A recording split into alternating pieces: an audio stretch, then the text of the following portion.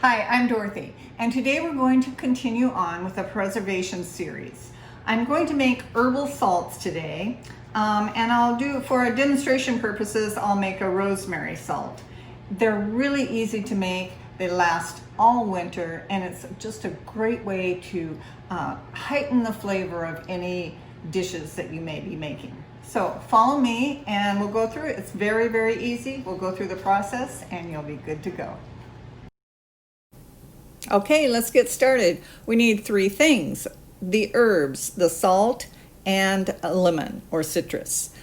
Now the salt, briefly, there are three kinds of salt that you can use. You can use table salt. The downside of table salt is it has a very fine grain, so it doesn't give you as much texture, and it has additives, which are usually iodine and an anti-caking agent.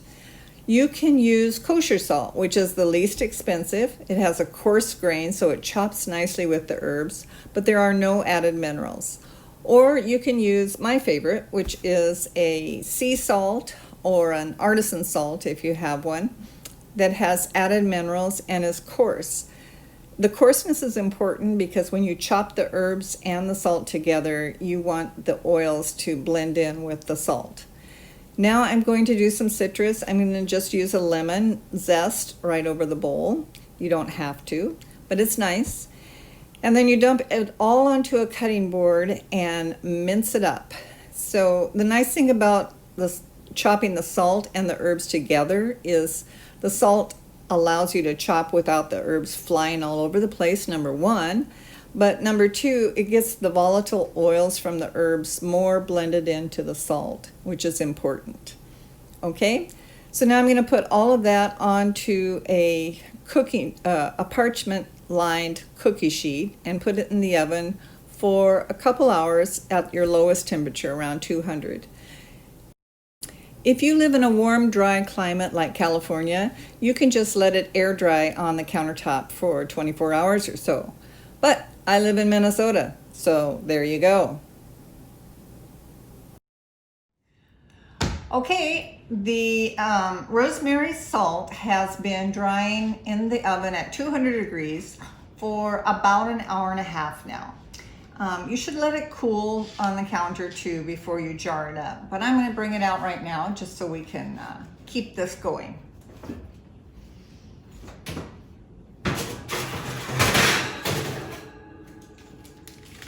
Okay, so that's what it looks like. It's fairly cool. 200 degrees isn't very hot.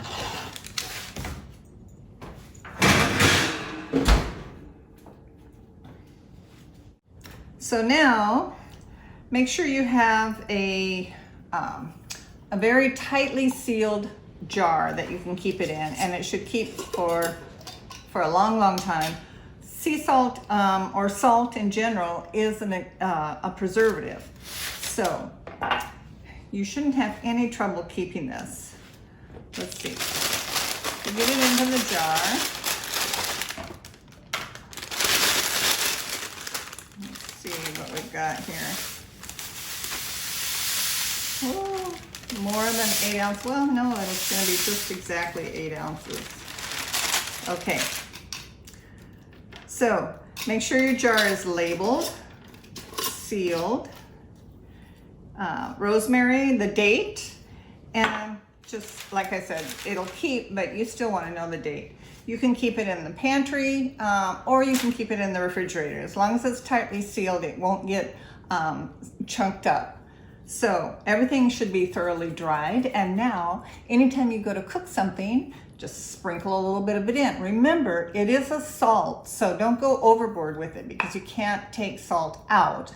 But put it in your soups, your stews, your eggs, anything, any place that you would use salt. Okay? Now, I'm going to do the same thing with some winter savory, because that's one of the herbs that I have trouble knowing what to do with. So I think if I preserve it, I'll figure it out. You can do it with all herbs. And next, we are in the preservation series. I think we'll try some oils. I need to find something to do with mint. I think I'll make a mint oil. So Subscribe to our channel, keep in touch, and we'll have dehydrated, all kinds of preservation things for you to watch. Okay, cheers.